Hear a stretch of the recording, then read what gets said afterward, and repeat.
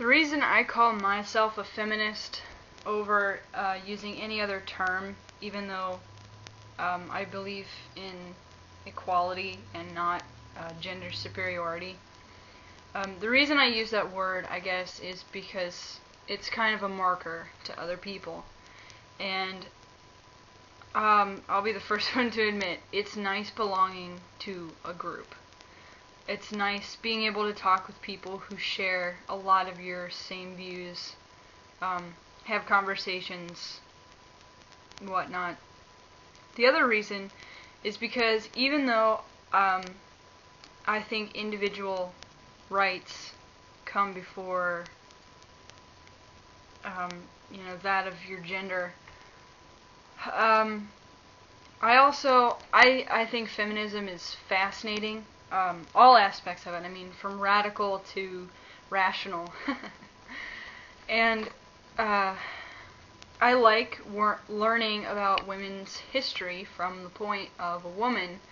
I like learning about different things from the point of view of a woman, because sometimes they are very different, especially something like history, or I was trying to think, I just took another class. Religion is another big one, which is, I think, can be very different if you're talking to someone who's male and then you turn around and talk to someone who's female. But, so I think gender can add or subtract, but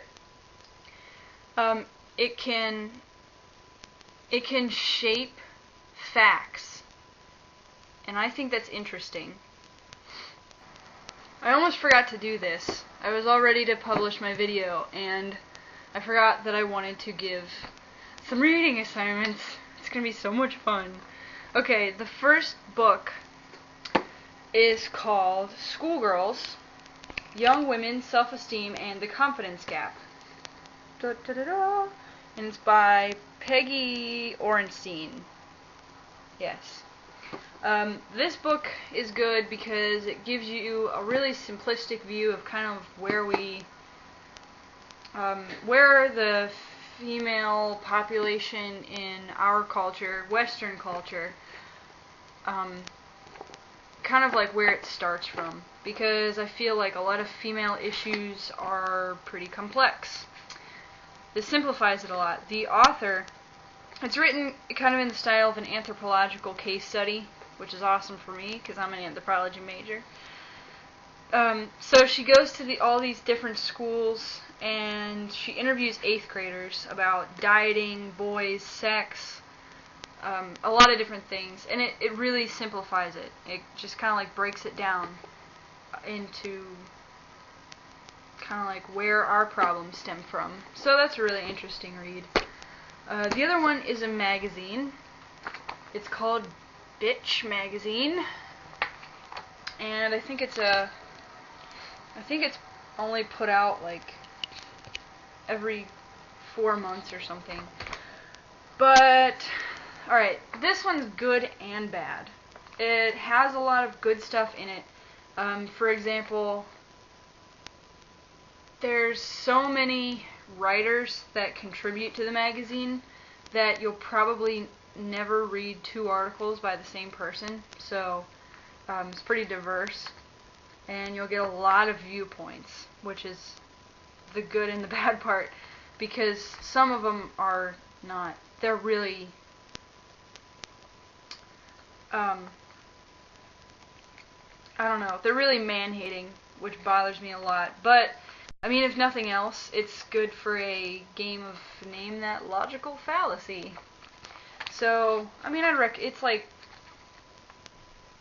$6 in the US and $7.50 in Canada. I wish I could, I don't know, even give you an estimate of how much that would cost in any other country. But it's worth picking up. And the last one is my favorite one.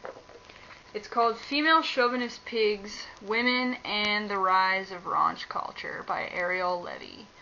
This is probably the best book I have ever read on any feminist subject ever. I first heard about Ariel Levy on NPR Fresh Air.